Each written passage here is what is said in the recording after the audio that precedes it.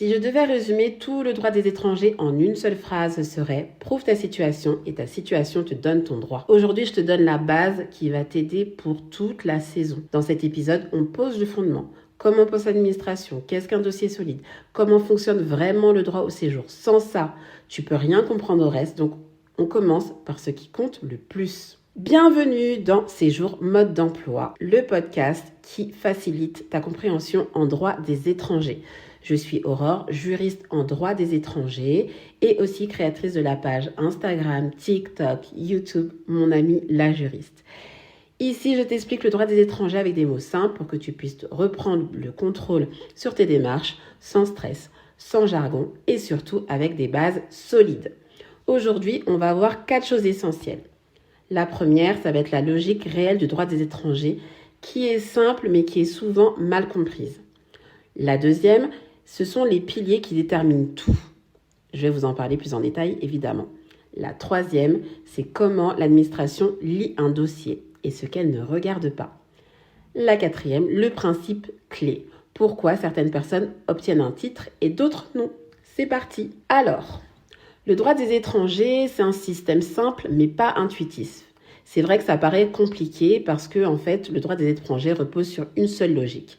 Chaque situation donne accès à un droit à condition que tu puisses le prouver. Ça veut dire quoi? Ce n'est pas ton intention, ce n'est pas ta bonne foi, ce n'est pas ton besoin personnel, ce n'est pas ta situation émotionnelle. Le droit regarde quel est ton statut et quelles sont les preuves que tu donnes. C'est froid, c'est administratif, mais au moins c'est carré. Il y a, comme je l'ai dit, 2 piliers qui déterminent tout. Le premier pilier, ça va être ta situation juridique. La France délivre des titres selon des portes juridiques. Exemple, si tu es si tu es étudiant, si tu es travailleur, si tu as une vie privée et familiale, si tu as besoin d'une protection concernant ta santé, si tu es parent d'enfant français, si tu es conjoint de français, si tu es passeport talent, si tu es salarié, si tu viens en France grâce à un regroupement familial. Bref, chaque situation ouvre une porte. Si ta situation ne correspond à aucune porte, tu restes devant et tu peux pas rentrer. Deuxième pilier, ça va être la preuve. Tu peux avoir la meilleure situation au monde. Si tu n'as pas de preuve, ça ne vaut rien. À l'inverse, tu peux avoir une situation que tu penses fragile, mais si tu as des bonnes preuves, tu peux obtenir un titre. Les preuves clés sont toujours les mêmes. Les preuves concernant ton identité, les preuves concernant ton ancienneté et ta présence en France, ton logement, tes ressources, les cohérences entre tous les documents, eh bien oui, la stabilité, l'intégration et tes liens familiaux. Une fois qu'on a dit tout ça, comment la préfecture lit un dossier? Beaucoup pensent que la préfecture lit tout de A à Z.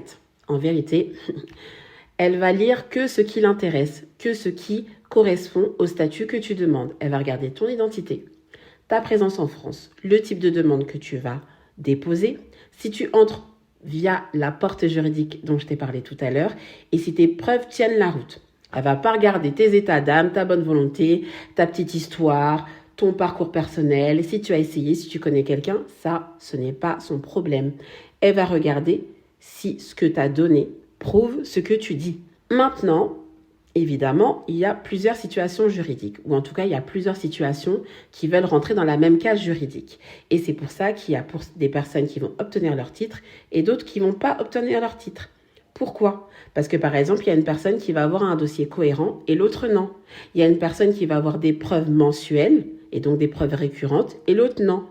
Parce qu'il y en a un qui a compris la logique du droit et l'autre non. Le droit, c'est vraiment pas un tirage au sort. C'est une question de régularité, de preuve, de stabilité, de cohérence et aussi de timing parce que tout va dépendre de quand vous allez déposer votre demande. Vous savez, s'il y a un peu, je dirais pas un peu de politique, mais quand même. Bref, une fois qu'on a dit tout ça, une fois que vous avez entendu tout ça, que vous avez écouté tout ça, je vous dis juste merci d'avoir écouté cet épisode. Si tu veux soutenir le podcast, n'hésite pas à laisser 4 étoiles, ça va m'aider à ce qu'il soit un peu plus découvert. Et on revient demain pour un prochain épisode très concret. À plus!